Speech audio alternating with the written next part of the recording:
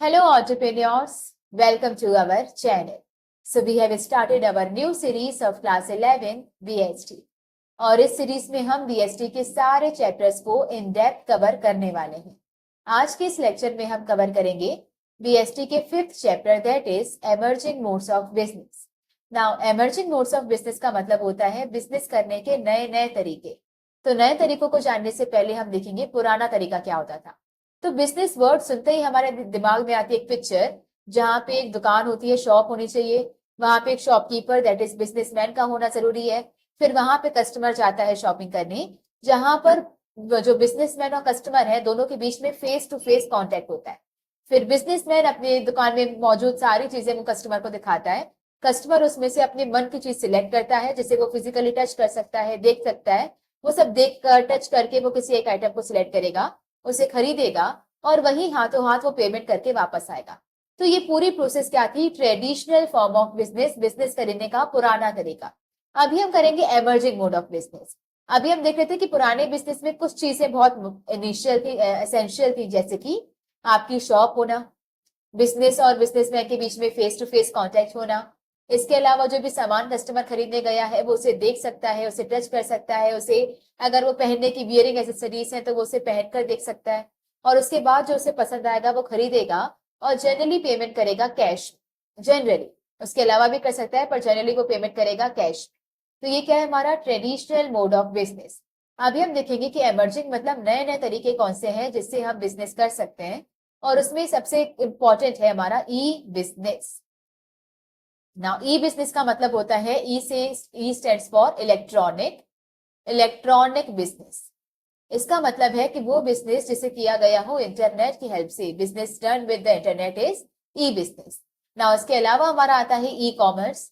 ई business और e commerce मिलते जुलते टर्म्स है, लेकिन इनमें क्या डिफरेंस है? थोड़ा बहुत इनमें डिफरेंस है। वो क्या डिफरेंस है वो हम आगे चैप्टर में पढ़ेंगे। और इसके बाद आता है बीपीओ, बिजनेस प्रोसेस आउटसोर्सिंग, जो लकीली आपके इस बार सिलेबस से डिलीटेड है, लेकिन फिर भी चैप्टर के एंड में हम ब्रीफ में देखेंगे कि बीपीओ होता क्या है। क्योंकि 11th क्लास है, जनरली पेपर्स आपके स्कूल सेट करते हैं, तो उसमें कई बार ऐसे टॉपिक्स भी आ जाते हैं जो पहले डिलीट हो चुके थे। ओके, तो बीपीओ थोड़ा हम बहुत ही ब्रीफ में देखेंगे क्या होता है, बट बाकी ये रिलेटेड है। ओके, तो स्टार्ट करते हैं। सबसे पहले हमारा ई बिजनेस है। ई बिजनेस क्या होता है? जिसे हम परफॉर्म करते हैं with the help of internet. Now जब हम ई बिजनेस करते हैं या ई कॉमर्स करते हैं तो उसमें हमारे पास बहुत सारे ऑप्शंस होते हैं ये बिजनेस परफॉर्म करने के लिए। तो उसका क्या क्या स्कोप है, कितनी तरह से ये बिजनेस हो सकता है, ये हमारा पहला टॉपिक रहेगा, that is scope of e business और ई कॉमर्स, जिसमें सबसे पहला स्कोप है B to B commerce. Now B to B commerce का मतलब होता है बिजनेस टू बिजनेस कॉमर्स। इसमें दोनों तरफ हमारे बिजनेसमैन होते हैं। जब एक बिजनेसमैन दूसरे बिजनेसमैन के साथ कोई भी ट्रांजैक्शन करता है तो उन सारे ट्रांजैक्शंस को बी टू बी कॉमर्स के अंदर रखा जाता है। ओके, अभी हम पहले ये स्पेसिफाई कर दें कि जब हम बोलते हैं ट्रांजैक्शंस, तो इन ट्रांजैक्शन का वर्ड सिर्फ पैसों की लेन देन से नहीं है। ट्रांजैक्शन मतलब कुछ भी लेन देन, अपने थॉट्स एक्सचेंज करना, चीजें एक्सचेंज करना, बातें एक्सचेंज करना या फिर पैसा एक्सचेंज करना, कुछ भी। तो ये सारी चीजें किसमें आती है? हमारे बी टू बी ट्रांजेक्शन में। तो एक बिजनेसमैन दूसरे बिजनेसमैन के साथ जो भी ट्रांजेक्शन करेगा that is B to B transaction और बी टू बी कॉमर्स। ना उसमें क्या क्या हो सकता है, क्या क्या पॉसिबिलिटीज हो सकती हैं? तो इसमें 5 पॉसिबिलिटीज हैं जो आपकी बी टू बी कॉमर्स के अंदर आता है। अगर पेपर बहुत इजी सेट करना होगा तो वो आपसे डायरेक्टली क्वेश्चन पूछेंगे कि बी टू बी कॉमर्स क्या होता है या सारे स्कोप ऑफ बिजनेस बताइए। वरना ऑन अ टफर लेवल अगर से सेट करना होगा तो वो किसी भी पॉइंट को आपकी केस स्टडी में यूज कर लेंगे और फिर वो आपसे पूछेंगे कि ये किसके अंदर आता है। तो आपको प्रिपेयर ऐसे करना है जैसे इनमें से कोई भी पॉइंट अगर आपकी केस स्टडी में आता है तो आपको समझ आ जाना चाहिए कि B to B commerce. Okay, तो बी टू बी कॉमर्स में आपकी 5 चीजें आती हैं, जिसमें सबसे पहला है क्रिएशन ऑफ यूटिलिटीज। ना यूटिलिटीज का मतलब होता है, बहुत ही लोकल भाषा में बोले तो यूजफुलनेस। प्रॉपर डेफिनेशन, यूटिलिटीज का मतलब होता है want satisfying power of a commodity. किसी भी कमोडिटी की आपकी इच्छाओं को और वांट को सेटिस्फाई करने की पावर को कहा जाता है यूटिलिटी। पर बहुत लोकल टर्म्स में समझे तो उसकी यूजफुलनेस। तो बिजनेस टू बिजनेस ट्रांजैक्शन क्या करता है? यूटिलिटीज को क्रिएट करता है, यूजफुलनेस को क्रिएट करता है। कैसे?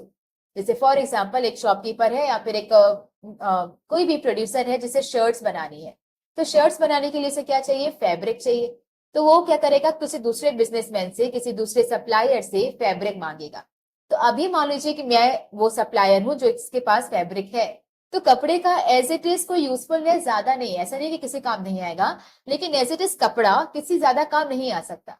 लेकिन अगर मैंने ये कपड़ा किसी दूसरे बिजनेसमैन को बेचा और उसने इसकी शर्ट बना दी, तो अब उस शर्ट की यूजफुलनेस बढ़ जाती है। तो बिजनेस टू बिजनेस ट्रांजेक्शन में क्या होता है कि एक बिजनेसमैन दूसरे बिजनेसमैन के प्रोडक्ट्स की यूजफुलनेस को बढ़ाता है। तो मान लीजिए मेरे पास अगर कपड़ा था, या फॉर एग्जाम्पल बहुत इनिशियल से शुरू करें, तो किसी के पास सिर्फ धागा था। अब वो धागा उतना यूजफुल नहीं था, मैंने उसे धागा खरीदा और उसे मैंने कपड़ा बना दिया। ना कपड़ा भी उतना यूजफुल नहीं था, इसे किसी दूसरे बिजनेसमैन ने खरीदा और उसकी शर्ट बना दी। अब ना शर्ट भी उतनी यूजफुल नहीं थी, तो उसने क्या किया, किसी रिटेलर ने खरीद कर, प्रोड्यूसर की शर्ट को खरीद कर फिर इसे पैकेजिंग की और फिर कस्टमर को बेच दिया। अब इससे क्या होता है, हर एक स्टेज में क्या हो रही है, यूजफुलनेस ऐड हो रही है, और ये बी टू बी ट्रांजेक्शन करता है। फिर आता है कोलैबोरेशन। तो बी टू बी ट्रांजेक्शन में एक दूसरी पॉसिबिलिटी है कि आप कोलैबोरेट कर सकते हो। तो यहाँ पे दो बिजनेसमैन के बीच में कोलैबोरेशन भी देखे जाते हैं।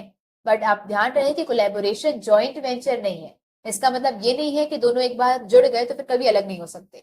तो यहाँ पे आपके कोलैबोरेशन का मतलब ये होता है कि दो बिजनेसमैन अपने फायदे के लिए साथ में मिलकर काम कर सकते हैं किसी प्रोजेक्ट के लिए, और जैसे ही वो प्रोजेक्ट कंप्लीट हो जाएगा फिर वो अलग अलग कर देंगे। ये आपको सबसे ज्यादा अच्छा एग्जाम्पल ये आपको इंस्टाग्राम पे देखने के लिए मिलेगा, जहाँ पे अलग अलग इन्फ्लुएंसर जो कि एक तरह से बिजनेस कर रहे हैं, वो क्या करते हैं, अगर उनकी रील नहीं चल रही होती है तो वो कोलैबोरेट करते हैं। तो अलग अलग लोगों के साथ कोलैबोरेट करते हैं, उसके बाद फिर एक बार कोलैबोरेट किया, वीडियो बनाई और फिर वो अलग हो जाएंगे। ऐसा कोई लाइफ टाइम कॉन्ट्रैक्ट नहीं है कि अब साथ में ही काम करना है। तो कोलैबोरेट किया एक प्रोजेक्ट पर, वो प्रोजेक्ट कंप्लीट होते ही वो सेपरेट हो जाएंगे। तो ये हमारा दूसरा ऑप्शन है। फिर आता है कमर्शियल नेगोशिएशन। नेगोशिएशन का मतलब होता है मोल भाव करना, नेगोशिएट करना, भाव कम करवाना, इसे कहते हैं नेगोशिएशन। नाउ कमर्शियल नेगोशिएशन का मतलब क्या होता है कि एक बिजनेसमैन दूसरे बिजनेसमैन से ये भी ट्रांजेक्शन करता है कि वो मोल भाव करवाते हैं। मैंने पहले ही बोला था, ट्रांजेक्शन मतलब सिर्फ पैसा लेन देन नहीं होता है, कोई भी चीज। तो मान लो अगर मैं एक शर्ट की प्रोड्यूसर हूँ, मुझे शर्ट्स बनाने के लिए फैब्रिक चाहिए, तो मैं किसी फैब्रिक वाले के पास गई और मैंने उससे कहा कि मुझे फैब्रिक चाहिए। उसने कहा कि ठीक है, ये आपको पड़ेगा 200 रुपए मीटर में। पर मैंने कहा नहीं, मुझे 180 रुपए मीटर में चाहिए। तो ये क्या हो जाएगा, ये जो नेगोशिएशन चल रही है ये भी बिजनेस टू बिजनेस ट्रांजेक्शन का पार्ट होगी। फिर आता है इनवाइटिंग टेंडर्स। नाउ टेंडर्स का मतलब क्या होता है, जैसे फॉर एग्जाम्पल अगर मुझे मेरी सिटी में मॉल बनवाना है, तो अब ये मॉल का कंस्ट्रक्शन का काम करने के लिए मुझे कोई कॉन्ट्रैक्टर चाहिए। तो मैं क्या करूंगी, न्यूज़पेपर में ऐड दूंगी और मैं उन्हें बताऊंगी कि मुझे इस मॉल को बनाने के लिए किसी को कॉन्ट्रैक्ट देना है। तो जो भी कॉन्ट्रैक्टर इसके लिए इंटरेस्टेड हो वो प्लीज मुझे कॉन्टेक्ट करिए along with your tender. Now tender मंगवाने का मतलब क्या है कि अब इस एड को जो लोग देखेंगे वो अपना एक पूरा डॉक्यूमेंट तैयार करेंगे कि वो ये प्रोजेक्ट कितने टाइम में कंप्लीट कर लेंगे, कितनी इसकी गारंटी होगी, कितना वारंटी, मतलब कि कब तक वो इसमें कोई डैमेज नहीं होगा, आफ्टर सेल सर्विस कितनी देंगे, कितना पैसा इसका लेंगे। ऐसे करके वो सारे लोग मुझे अपना अब इसे कहते हैं प्रपोजल भेजेंगे। अब मैं उसे देखूंगी और मुझे लगेगा कि जो भी उसमें बेटर होगा, जो मुझे सबसे कम दामों में करके देगा, जो मुझसे से कम चार्ज करेगा, आफ्टर सेल सर्विस ज्यादा देगा और कम से कम टाइम पे बनाकर देगा, उसको मैं इसमें लिए सिलेक्ट कर दूंगी। तो टेंडर का मतलब होता है कि अपना कोई भी काम करवाने के लिए सारे बिजनेसमैन से एक क्या कहते हैं उसे, टेंडर या फिर प्रपोजल मंगवाना कि वो लोग इस काम को कितने में कर सकते हैं। अब उसके बाद मुझे जिसका काम बेटर लगेगा मैं उसे दे दूंगी। तो ये भी होता है बिजनेस टू बिजनेस में कि एक बिजनेसमैन दूसरे बिजनेसमैन से टेंडर मंगवाता है। फिर आता है distribution of goods from manufacturer to the various distributor. Now ये भी बिजनेस टू बिजनेस ट्रांजेक्शन है कि एक तरफ मान लो कि एक मैन्युफैक्चरर है, तो मैन्युफैक्चरर ने बनाया, फॉर एग्जाम्पल शर्ट का ही ले लेते हैं, शर्ट बनाई। अब इस मैन्युफैक्चरर ने शर्ट बना के दे दी होलसेलर को। तो एक तरफ मैन्युफैक्चरर ये भी बिजनेसमैन है, होलसेलर भी बिजनेसमैन है, तो इसने जो इसको सामान डिस्ट्रीब्यूट किया ये भी क्या था, बी टू बी ट्रांजेक्शन। इसके बाद होलसेलर ने वही शर्ट बेची रिटेलर को। तो होलसेलर भी बिजनेसमैन, रिटेलर भी बिजनेसमैन, अगेन इनके बीच में जो ट्रांजेक्शन हुआ वो क्या था, B to B transaction. Okay, अभी मैं आपको एडवांस में बता दूं कि रिटेलर इसके बाद क्या करेगा, यही शर्ट बेचेगा कस्टमर को। लेकिन अगेन इस तरफ तो बिजनेसमैन है पर इस तरफ बिजनेसमैन नहीं है, सिर्फ कस्टमर है। तो ये क्या हो जाएगा, B to C transaction.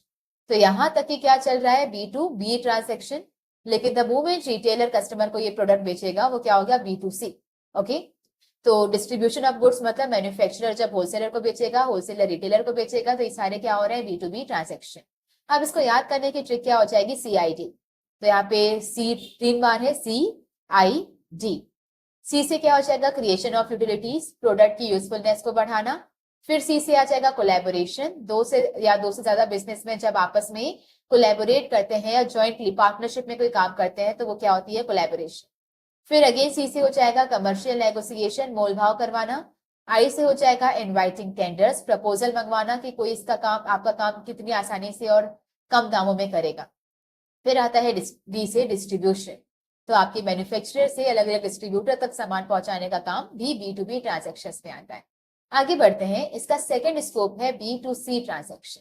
Now B2C में B का मतलब है बिजनेस और C का मतलब है कस्टमर, तो it is business to customer commerce या बिजनेस टू कस्टमर ट्रांजेक्शन। और B2C में अपने आप C2B भी आता है। तो एक बिजनेसमैन अपने कस्टमर के साथ जो भी लेन देन करता है, चाहे वो बातें हो, चाहे वो इंफॉर्मेशन हो, चाहे वो उनकी कंप्लेंट्स लेना हो या फिर पैसों की लेन देन हो, वो सारी चीजें किसमें आती हैं, B2C ट्रांजेक्शन में। तो यहाँ पे B2C में अपने आप C2B, मतलब बिजनेस ने जो कस्टमर को दिया, कस्टमर ने जो बिजनेस को दिया, ये सारी चीजें इसमें आ जाती हैं। फिर बढ़ते हैं आगे, इसमें क्या क्या पॉसिबिलिटीज हैं। तो B2C ट्रांजेक्शन में जो चीजें या फिर जो फैक्ट्स इन्वॉल्व होते हैं उसको आप याद कर सकते हो विद द ट्रिक स्कैम। ऐसे हो जाएगा selling and distribution of goods and services.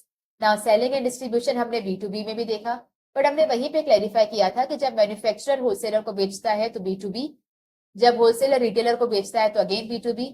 लेकिन जिस द मोमेंट रिटेलर ने वो सामान कस्टमर को बेचा, अब ये ट्रांजेक्शन क्या हो जाएगा, B2C। तो ये B2C कॉमर्स के अंदर आता है।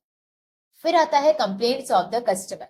ना कस्टमर जब सामान खरीद कर जाता है तो देर आर चांसेस कि वो सामान से सेटिस्फाइड ना हो, तो वो कई बार बिजनेसमैन के पास वापस आता है उस सामान के रिगार्डिंग कोई कंप्लेन रजिस्टर करवाने के लिए। तो जब कस्टमर बिजनेसमैन को कोई कंप्लेन दे रहा होता है या फिर जो बिजनेसमैन है वो कस्टमर की कंप्लेन रजिस्टर कर रहा होता है, तो वो भी क्या है, B2C ट्रांजेक्शन है ना, क्योंकि हमने देखा था C2B इसमें शामिल होता है। तो कस्टमर ने कंप्लेन की बिजनेसमैन को, तो ये अगेन किसमें आएगा, B2C। फिर आता है ए से हो जाएगा, सी से हो गया हमारा कंप्लेंट्स, ए से हो जाएगा आफ्टर सेल सर्विस। सामान बेचने के बाद बिजनेसमैन का काम खत्म नहीं होता, बिजनेसमैन को अभी भी आफ्टर सेल सर्विस देनी होती है। जैसे फॉर एग्जांपल अगर आपने कोई भी टू व्हीलर खरीदा है, फॉर एग्जांपल एक्टिवा खरीदा है, तो एक्टिवा खरीदने के बाद ऐसा नहीं कि आपने पेमेंट की और बात खत्म हो गई। आप 1 साल तक वो लोग आपको फ्री सर्विसिंग भी देंगे। इसके अलावा अगर उसमें कुछ खराब हो जाता है, अगर गारंटी पीरियड के अंदर, मतलब इंश्योरेंस पीरियड के अंदर अगर वो उसका एक्सीडेंट हो जाता है, खराब हो जाता है, तो वो आपको इंश्योरेंस क्लेम दिलवा कर देंगे। इसके अलावा कोई भी अगर आपकी सर्विसिंग की प्रॉब्लम वगैरह है तो आप वहां पर यहाँ से सॉल्व करवा सकते हो। वैसे ही अगर आपने कोई इलेक्ट्रॉनिक सामान खरीदा है तो उसमें जनरली आपको गारंटी और वारंटी मिलती है। तो आपने एक बार प्रोडक्ट खरीदा और मान लो 1 साल के अंदर वो डैमेज हो गया, उसमें कोई टूट फूट हो गई, खराब हो गया, तो अब बिजनेसमैन का काम खत्म नहीं है। बिजनेसमैन अब आपको इस प्रॉब्लम को सॉल्व करके देगा, ये होती है आफ्टर सेल सर्विसेज। तो सेल्स करने के बाद भी कुछ सर्विस हमें देनी होती है, तो वो भी क्या होता है, B2C, क्योंकि बिजनेसमैन कस्टमर को वो सर्विस देता है। फिर आता है M से marketing and promotion. Now businessman जब भी कोई सामान बनाता है तो कस्टमर को उसका सपना नहीं आता कि ये सामान बना है या मार्केट में अवेलेबल है। बिजनेसमैन वो सामान बनाने के बाद उसकी एडवर्टीजमेंट करता है, उसे प्रमोट करता है, सोशल मीडिया पे उसकी एड्स चलाता है, जिसकी वजह से वो सारी इंफॉर्मेशन कस्टमर तक पहुंच पाती है। तो जब भी कोई बिजनेसमैन प्रमोशन एक्टिविटी या फिर मार्केटिंग कर रहा होता है कस्टमर से कम्युनिकेट करने के लिए कि कौन सा नया प्रोडक्ट मार्केट में आया है, तो वो भी किसके अंदर आता है, B2C ट्रांजेक्शन। तो स्कैम से एस से क्या हो जाएगा हमारा, सेलिंग एंड डिस्ट्रीब्यूशन, सी से कंप्लेंट्स, ए से आफ्टर सेल सर्विसेज और एम से मार्केटिंग एंड प्रमोशन। आगे बढ़ते हैं, फिर है हमारा C2C commerce. Now C2C commerce में अगेन सी से कस्टमर, दूसरे सी से भी कस्टमर। तो कई बार दो कस्टमर्स आपस में भी कम्युनिकेट करते हैं, तो ये क्या होता है, C2C कॉमर्स। तो all the transactions held between the two customers are known as C2C commerce. तो दो कस्टमर के बीच में जो भी ट्रांजेक्शन, बातचीत वगैरह होती है उसे क्या कहते हैं, C2C कॉमर्स। नाउ एग्जांपल, जैसे फॉर एग्जांपल अगर मैं आपकी फ्रेंड हूं और मैंने कोई भी एक particular company, for example Sony company का टीवी खरीदा। ना आप भी सोच रहे हो कि आपको टीवी खरीदनी है और आपको दिमाग में आ रहा है कि सोनी कंपनी से ही खरीद लेते हैं, तो आप क्या करोगे, मुझसे उसकी इंक्वायरी करोगे कि सोनी कंपनी कैसी है, कितना टाइम पहले खरीदा था, कोई प्रॉब्लम तो नहीं जा रही है, बीच में खराब तो नहीं होता है। तो ये क्या है, हमारे बीच में कुछ कन्वर्सेशंस हो रही हैं, ये क्या है, C2C कॉमर्स। या फिर अगर मान लो कि मैं किसी दुकानदार के पास गई और दुकानदार ने मुझे कोई फ्रॉड कर दिया या फिर मेरे पैसे खा गया या ठग लिया मुझे, अभी मैं जब वापस आऊंगी तो अपने फ्रेंड्स को ये बताऊंगी कि यार कभी भी शॉपिंग करना हो ना वहां से मत करना। तो अगेन एक कस्टमर दूसरे कस्टमर को वार्न कर रहा है, तो ये भी क्या होता है, C2C कॉमर्स। स्टार्ट करते हैं। इसमें जो चीजें इसके अंदर भी कुछ पार्ट्स होते हैं या इसके कुछ इंस्ट्रूमेंट्स नहीं कहेंगे, इसकी भी अलग अलग तरह से वो कम्युनिकेट कर सकता है, जिसको आप याद करोगे वीजा से। नाउ नॉर्मली वीजा की स्पेलिंग क्या होती है, VISA, पर यहाँ पे क्या है, WISA, तो वीजा। W से आ जाएगा warning customer about fraudulent suppliers. तो जब एक कस्टमर किसी सप्लायर से कोई सामान खरीदता है और फिर वो सेटिस्फाइड नहीं होता है, तो एक कस्टमर दूसरे कस्टमर को वार्न करता है अबाउट दैट सप्लायर कि इससे सामान नहीं खरीदना। तो जब एक कस्टमर दूसरे कस्टमर को वार्न कर रहा है, ये भी क्या हो रहा है, C2C ट्रांजेक्शन। फिर हम बात करते हैं, आई से हो जाएगा information about quality and durability of the products. तो अगर आपने कोई सामान यूज किया है तो उसकी क्वालिटी के बारे में या उसकी ड्यूरेबिलिटी के बारे में जब आप दूसरे कस्टमर को बताते हो, तो अगेन C2C कॉमर्स। फिर आता है S से selling used books and clothes. कई बार क्या होता है, बुक्स तो आप रिलेट कर पाएंगे, अब क्या है, अगर अभी आप 11th में हैं, अगले साल जब आप 12th में जाएंगे तो 11th के बुक्स आपके किसी काम के नहीं होंगे। तो ये 11th के बुक्स आप क्या करते हो, किसी दूसरे स्टूडेंट को बेच देते हो। कई बार आप फ्री में देते हैं, पर कई स्टूडेंट्स क्या करते हैं, बेच देते हैं। तो ये क्या है, यूज्ड आइटम आपने बेचा है, आप शॉपकीपर नहीं हो, आप कस्टमर हो, और आपने जिसे बेचा है वो भी कस्टमर है। तो यहाँ पे एक कस्टमर अगर अपना यूज किया हुआ सामान दूसरे कस्टमर को बेचता है, तो वो भी किसके अंदर आता है, C2C कॉमर्स। नाउ इसमें कपड़े भी आते हैं, इसमें बुक्स भी आएंगी, इसमें सारी चीजें जो आपने यूज की हैं। जैसे मोस्टली अगर आपने 2 व्हीलर खरीदा था कभी, तो कुछ सालों के बाद आप उसे बेच देते हो। आपने फोन खरीदा है, जब आपका मन मतलब उठ जाएगा कि नहीं अब बस हो गया, बहुत चला लिया, आपको नई फोन चाहिए, तो पुरानी फोन को आप बेच देते हो। तो अगेन ये सारी चीजें क्या होती है, C2C कॉमर्स के। फिर है लास्ट हमारा A से एंटिक आइटम्स। तो जब एक कस्टमर अपने कोई एंटिक आइटम्स, बहुत पुराना आइटम किसी को बेचता है, तो वो भी किसके अंदर आता है, C2C कॉमर्स। क्योंकि एंटिक आइटम्स का वो दुकानदार नहीं है, वो क्या है, उसके एंटिक आइटम्स पहले कभी उसने खरीदा था और खरीदने के बाद वो बहुत पुराना हो चुका है, अब उसे वो नहीं चाहिए, वो बेच देगा। तो यूज्ड आइटम अलग होते हैं, एंटिक आइटम्स अलग होते हैं। नाउ एंटिक आइटम्स और ओल्ड आइटम्स में क्या फर्क होता है, सारी पुरानी चीजें एंटिक नहीं होती हैं, पर सारी एंटिक चीजें पुरानी जरूर होती हैं। ओके, दोबारा, सारी पुरानी चीजें एंटिक नहीं होती हैं, पर सारी एंटिक चीजें पुरानी होती हैं। तो एंटिक आइटम्स में पुरानी चीजें तो आती है, लेकिन साथ में वो रेयर होनी चाहिए। तो पुरानी है और रेयर है, मतलब अभी आसानी से नहीं मिलती है, तब आप उसे कहेंगे कि एंटिक। ओके, तो बढ़ते हैं आगे। फिर हमारा लास्ट जो स्कोप होता है ई कॉमर्स का, वो किसके क्या है, intra B commerce. Intra B का मतलब होता है, बी से अगेन बिजनेस, और इंट्रा बी मतलब बिजनेस के अंदर ट्रांजेक्शन। तो एक बिजनेस जब अपने बिजनेस के अंदर ही किसी एम्प्लॉय या फिर किसी डिपार्टमेंट से कम्युनिकेट करता है, ट्रांजेक्शन करता है, तो उसे कहते हैं इंट्रा बी कॉमर्स। ना इसके अंदर भी जो भी पार्ट्स आते हैं वो आपको आप याद रखेंगे उसे क्रिस्प से। क्रिस्प, सी से हो जाएगा communication of important information in the whole organisation. तो मान लो मेरी कोई ऑर्गेनाइजेशन है, कंपनी है, और मेरे पास कोई बहुत क्रूशियल इंफॉर्मेशन है, तो अब इस इंफॉर्मेशन को अगर मैं पूरे डिपार्टमेंट्स को, पूरी ऑर्गेनाइजेशन को कम्युनिकेट करती हूँ, तो इस बातचीत को भी किसमें गिना जाएगा, इंट्रा बी। क्योंकि मैं किसी और से नहीं कर रही हूँ, मेरी कंपनी है और कंपनी के अंदर ही ट्रांजेक्शन हो रहा है, तो ये क्या हो जाएगा, इंट्रा बी कॉमर्स। ओके, अब ये इंफॉर्मेशन कोई भी हो सकती है, जैसे कल आपकी छुट्टी रहेगी, जैसे स्कूल्स में भी होता है, स्कूल भी एक ऑर्गेनाइजेशन है, तो कल आपकी छुट्टी रहेगी, या कल आपकी जल्दी छुट्टी हो जाएगी, या कल आपको देर तक रहना है, कल आपका कंपटीशन रहेगा, ये सारी चीजें क्या है, आपकी इंट्रा बी कॉमर्स। फिर आता है reporting by employees to their managers. एक कंपनी में जब मैनेजर्स काम कर रहे होते हैं, तो वो जनरली अपने सबॉर्डिनेट से रिपोर्ट लेते हैं। रिपोर्ट किस चीज की, कितना टारगेट था, कितना काम पूरा हो गया, क्या क्या उसमें प्रॉब्लम्स आ रही हैं, कितना काम बाकी है, वगैरह वगैरह। तो जब एक एम्प्लॉइज अपने बॉस को या अपने मैनेजर्स को रिपोर्ट कर रहे होते हैं अपने काम के बारे में, तो वो भी इंट्रा बी कॉमर्स में आता है। फिर आता है आई से interaction between any two departments. तो एक ऑर्गेनाइजेशन में कई सारे डिपार्टमेंट्स होते हैं, for example purchase department, production department और सेल्स डिपार्टमेंट। और ये सारे डिपार्टमेंट्स आपस में लिंक्ड होते हैं, क्योंकि सेल्स जो सामान बेच रहा है वो सामान उसको देगा कौन, प्रोडक्शन डिपार्टमेंट बनाकर देगा ना। प्रोडक्शन डिपार्टमेंट उस सामान को बनाने के लिए परचेज डिपार्टमेंट के पास जाएगा। परचेज डिपार्टमेंट जब रॉ मटेरियल्स खरीद कर लाएगा, तभी तो प्रोडक्शन डिपार्टमेंट उसका प्रोडक्शन करेगा ना परचेस डिपार्टमेंट को परचेस करने के लिए फाइनेंस डिपार्टमेंट की जरूरत है। जब तक फाइनेंस डिपार्टमेंट पैसा नहीं देगा तो परचेस डिपार्टमेंट सामान कैसे खरीदेगा। तो यहाँ पे हम देख रहे हैं कि सारे डिपार्टमेंट्स आपस में लिंक्ड होते हैं। तो जब एक डिपार्टमेंट दूसरे डिपार्टमेंट से इंटरेक्ट करता है, बातचीत करता है, तो वो भी किसके अंदर आता है, इंट्रा बी कॉमर्स। फिर आता है एस से स्टाफिंग। स्टाफिंग का मतलब होता है लोगों को हायर करना। नाउ हायर करने की प्रोसेस में 3 चीजें आती हैं, रिक्रूटमेंट, सिलेक्शन, ट्रेनिंग।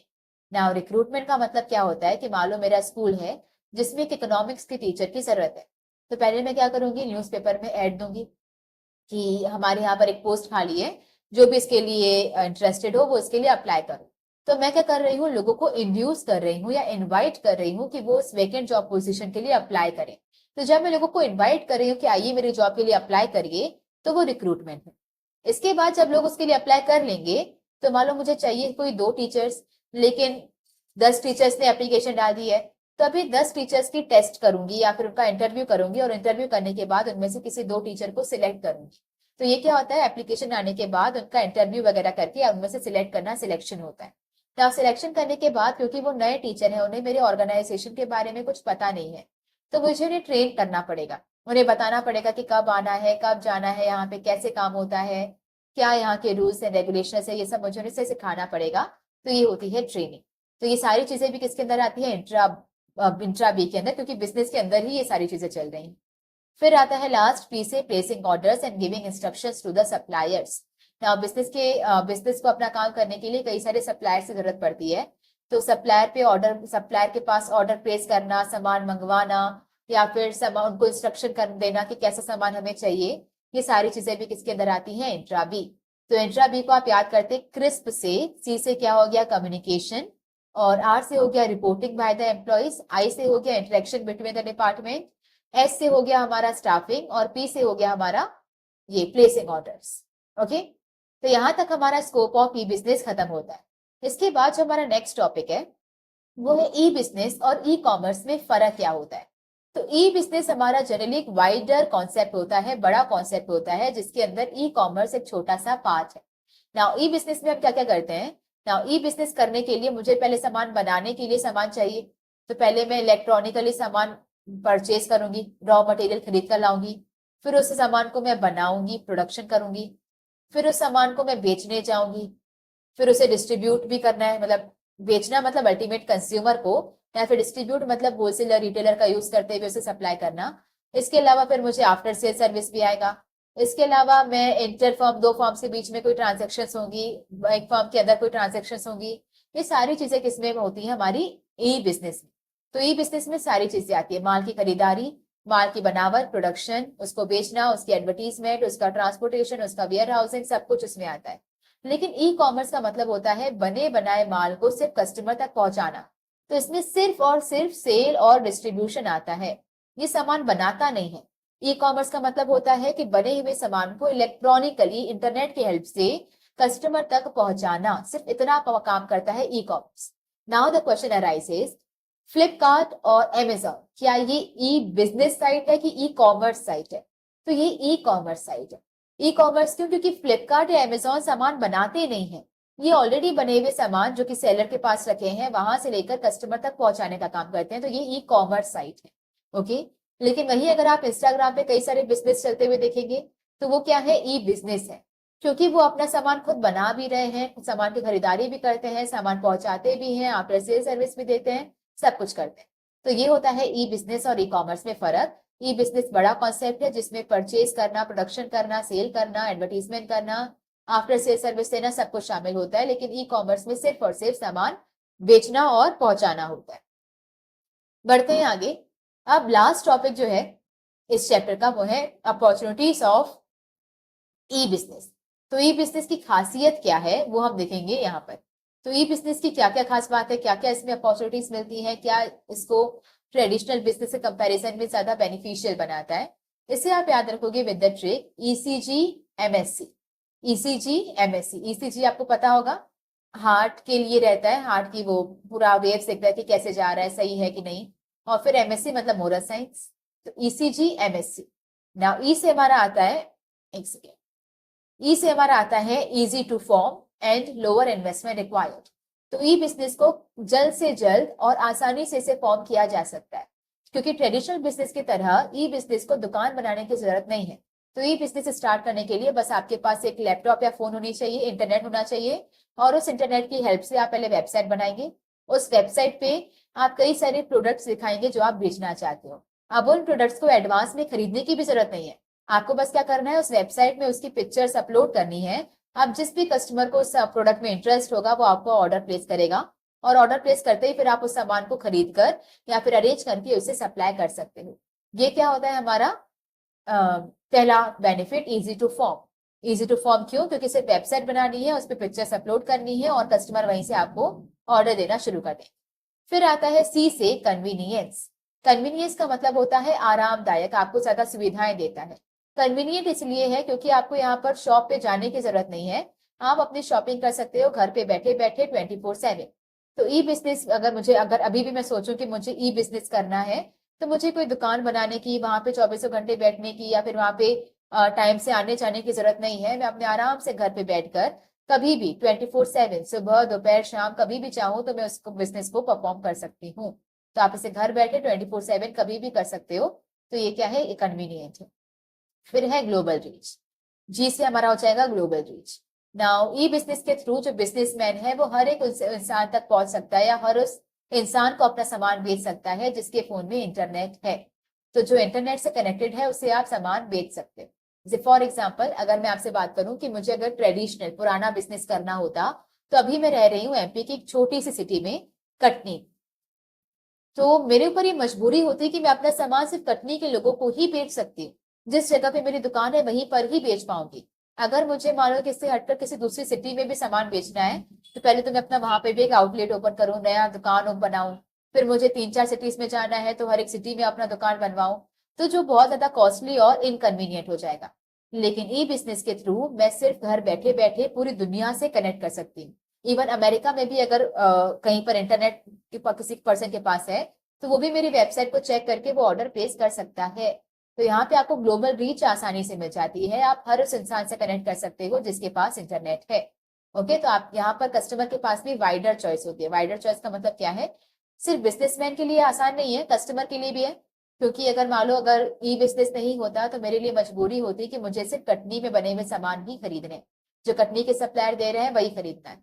लेकिन अब मुझे अगर यहाँ का सामान ना पसंद आए तो मैं ई कॉमर्स वेबसाइट का यूज करके अमेजोन से या फ्लिपकार्ट से कहीं का भी बना हुआ सामान मंगवा सकती हूँ। तो मेरे पास भी अब ऑप्शंस बढ़ जाते हैं। फिर आता है एम से movement towards a paperless society. जब आप ई बिजनेस कर रहे होते हो तो उसमें सारे ट्रांजैक्शन, सारे रिकॉर्ड इलेक्ट्रॉनिकली सेव हो जाते हैं। तो आपने कितने ऑर्डर प्लेस किए थे, कितना का रिफंड आया नहीं आया, कौन सा सामान कहाँ तक पहुंचा है, ये सारी चीजें डिटेल आपको इलेक्ट्रॉनिकली सेव हो जाती है। ओके, तो आपको हर किसी भी चीज के लिए रजिस्टर्स मेंटेन करने की जरूरत नहीं है। तो इससे आप ऑनलाइन ट्रांसफर हो सकते हो, पेपरलेस सोसाइटी में जा सकते हो। फिर आता है स्पीड। ई बिजनेस की वजह से आपकी बाइंग और सेलिंग बहुत आसान हो जाती है, बहुत जल्दी हो जाती है। जल्दी क्यों हो जाती है? क्योंकि यहाँ पर आप ऑर्डर प्लेस कर सकते हो with the click of a mouse. सिर्फ अपने, अगर आप लैपटॉप पे कर रहे हो या कंप्यूटर पे कर रहे हो तो माउस से क्लिक से, और अगर आप फोन पे कर रहे हो तो सिर्फ उसे टच करके आप ऑर्डर प्लेस कर सकते हो। तो इट इज दैट इजी। तो यहाँ पे आपकी स्पीड ज्यादा हो जाती है, फास्टली आप ऑर्डर प्लेस कर पाते हो, और एक ही टाइम पे कई सारे कस्टमर्स उस ऑर्डर को प्लेस कर सकते हैं। जैसे अगर आप दुकान जाओ तो एक साथ में एक बिजनेस में 100 कस्टमर को हैंडल नहीं कर पाएगा। लेकिन अगर 100 कस्टमर अपने अपने फोन से ऑर्डर प्लेस कर रहे हैं तो एक बारी में 100 कस्टमर ऑर्डर प्लेस कर सकते हैं। तो यहाँ पर इसलिए स्पीड ज्यादा होती है। फिर है कॉस्ट सेविंग। यहाँ पे खर्चा बचता है क्योंकि आपको अलग से शोरूम वगैरह या स्टॉक वगैरह मेंटेन करने की जरूरत नहीं है। तो शोरूम आपको नहीं चाहिए, आप सिर्फ कोई एक वेबसाइट चाहिए, उसमें फोटोज चाहिए, दैट्स इट। आपको अलग से कोई शोरूम बनाने की जरूरत नहीं है। एंड इवन आपको स्टॉक मेंटेन करने की भी जरूरत नहीं है, ऑर्डर आने के बाद आप उसे डायरेक्टली सप्लाई कर सकते हो। तो that were the benefits of e business और ई कॉमर्स बोथ। अच्छा, यहाँ पर कोई मिडिल मैन नहीं होता है, इसलिए भी आपका ये कॉस्ट सेविंग हो जाता है, क्योंकि हर एक बिजनेसमैन, हर एक मिडिल मैन अपना अपना कमीशन वगैरह, अपना प्रॉफिट मार्जिन ऐड करेगा। तो इसकी हेल्प से क्या होता है, मैन्युफैक्चरर डायरेक्टली अपना सामान कस्टमर को बेचता है, तो इसकी वजह से कस्टमर को वो सस्ता पड़ता है, खर्चा बचता है। वरना अगर वही मैन्युफैक्चरर अगर होलसेलर को बेचता, तो होलसेलर अपना उसमें कमीशन ऐड करके फिर रिटेलर को बेचता, रिटेलर अगेन अपना प्रॉफिट ऐड करके फिर वो उसको बेचता, तो इसमें ज्यादा कॉस्टली हो जाता। ओके, तो ये हमारे अपॉर्चुनिटीज या फिर फायदे थे ई बिजनेस के।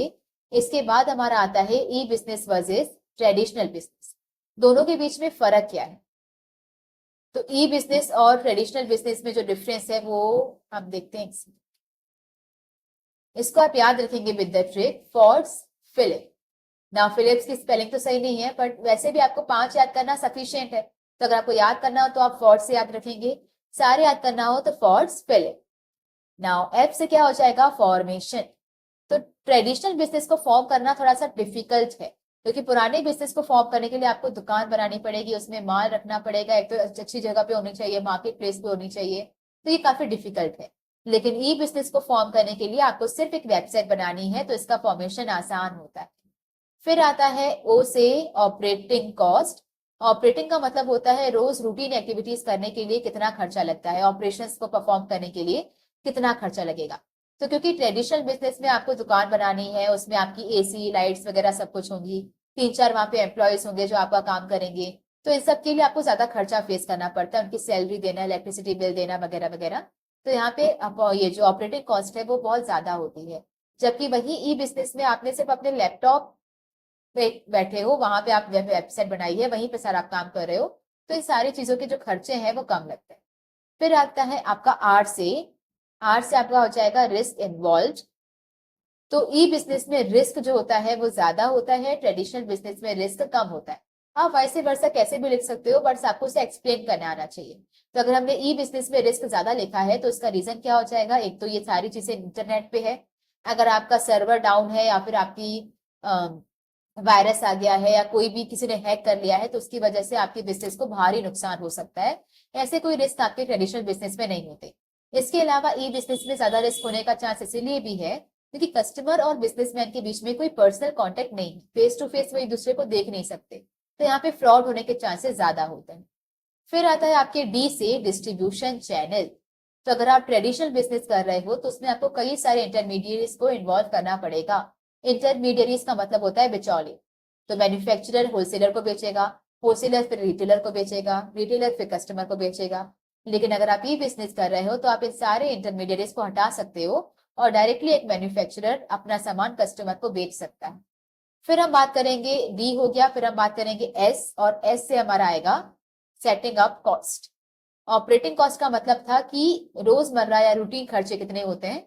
सेटिंग अप का मतलब होता है बनाने के टाइम पे, इनिशियल पहले फेज पे खर्चा कितना लगेगा। तो अगेन आपके ई बिजनेस से वेबसाइट ही बनानी है, ज्यादा खर्चा नहीं लगेगा। लेकिन ट्रेडिशनल बिजनेस में दुकान खरीदो, जमीन खरीदो, दुकान बनवाओ, फिर वहां पे सारा फर्नीचर अटैच करवाओ, स्टॉक लगा कर रखो, तो यहाँ पे सेटिंग अप कॉस्ट ज्यादा होती है और ई बिजनेस में कम होती है। फिर हमारा आता है पी से पर्सनल टच। ये क्या है? छठवां पॉइंट है पर्सनल टच, ये पांचवा। पर्सनल टच का मतलब क्या होता है कि यहाँ पर बिजनेसमैन और आपके कस्टमर के बीच में फेस टू फेस कांटेक्ट होता है। तो उनके बीच में अगर फेस टू फेस कांटेक्ट होता है तो यहाँ पे फ्रॉड होने के चांसेस नहीं होते हैं। तो दोनों जो पार्टीज हैं वो आपस में पर्सनली टच में रहती हैं। इसका मतलब कस्टमर और बिजनेसमैन के बीच में लॉन्ग टर्म के टाइप्स या फिर रिलेशनशिप्स बिल्ड होते हैं। कई बार आपने देखा होगा कि कुछ शॉपकीपर्स होते हैं जो अपने कुछ स्पेशल कस्टमर को ज्यादा डिस्काउंट देते हैं और कुछ कस्टमर को कम डिस्काउंट देते हैं, क्योंकि कुछ कस्टमर उनके पुराने कस्टमर होते हैं जिनसे उनका रिलेशन बिल्ड हो चुका होता है। तो यहाँ पर उनके बीच में एक पर्सनल टच रहता है, जबकि ई बिजनेस में ऐसा कुछ नहीं हो पाता। तो वहां पे जो कस्टमर है वो बिजनेसमैन को जानता ही नहीं है कि कौन है, बट स्टिल वहां से वो ऑर्डर प्लेस कर रहा है। तो यहाँ पे ऐसा कोई पर्सनल टच नहीं होता है। फिर आता है हमारा एच से। एच से हमारा हो जाएगा ह्यूमन रिसोर्स रिक्वायर्ड। ये कौन सा है? हमारा सातवां। ना दोनों में ही कुछ लोग रिक्वायर्ड होते हैं। ह्यूमन रिसोर्स का मतलब होता है आदमी या फिर कितने लोग रिक्वायर्ड होंगे उस काम को करने के लिए, आपके बिजनेस को परफॉर्म करने के लिए। दोनों को ही कुछ ना कुछ ह्यूमंस रिक्वायर्ड होते हैं, लेकिन ई बिजनेस को जो स्टाफ चाहिए होता है वो टेक्निकली क्वालिफाइड होना चाहिए और प्रोफेशनल होना चाहिए। आईटी मतलब इंफॉर्मेशन टेक्नोलॉजी में प्रोफेशनल होना चाहिए। मतलब उसे कंप्यूटर पे काम करना आना चाहिए, कोई टेक्निकल एरर हो जाए तो उसको डील करना आना चाहिए, उसे सारी वेबसाइट्स के बारे में, सब के बारे में पूरी समझ होनी चाहिए। लेकिन अगर आपको ट्रेडिशनल बिजनेसमैन को वही किसी पर्सन को हायर करना है तो वो किसी भी अनस्किल्ड या सेमी स्किल्ड पर्सन को वो हायर कर सकता है। उसे कोई बहुत बड़ा एक्सपर्ट या प्रोफेशनल नहीं चाहिए।